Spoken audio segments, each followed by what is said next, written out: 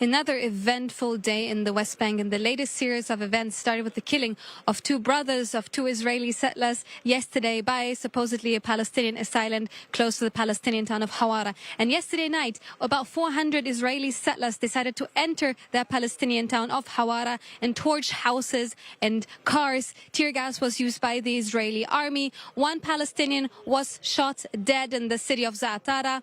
Others, many dozens, about 100 Palestinians were injured in that incident yesterday night. Now, we have heard condemnations coming also from Israeli politicians, but Palestinians in that city of Huwara, which is special because the main street that kind of divides the city in two is used by Israeli settlers and by Palestinians alike. And Palestinians there, they have told us this morning they don't feel safe anymore and that they have never seen an event of that extent. Let's listen to one of the inhabitants of Huwara told us this morning. It was a very harsh night, and the picture in front of you is the greatest expression of what happened. Children and women, they were all hurt tonight. There were about 4 or 5 ambulances treating them at their homes. You can never know what the settlers' reaction will be.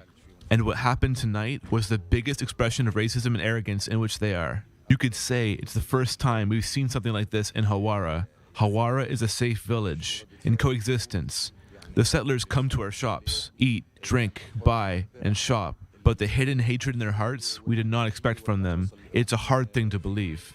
At the same time, Israeli settlers want to use the momentum to go back to an evacuated outpost. To this outpost here behind me of Evyatar was evacuated already in 2021. Now, the new coalition has taken it upon themselves to legalize that outpost again. And settlers, many of them who have been at Evyatar before it was evacuated, decided to come back, especially today, to use that momentum. Not only settlers, but also politicians like Itamar Ben-Gvir were here, and he is actually up there right now and holds an informal party meeting and also to support those who are still up there. Now, the Israeli army and first and foremost the Israeli border police is now trying to evacuate that outpost again because still it has not been legalized by that far-right Israeli government, although it might be on the agenda. Itamar Ben-Gvir told us that he spoke to Prime Minister Benjamin Netanyahu about the legalization. We've also seen the Transportation Minister Miri Regev here, and she announced that she wants to build more roads, she says, both for Palestinians and for Israelis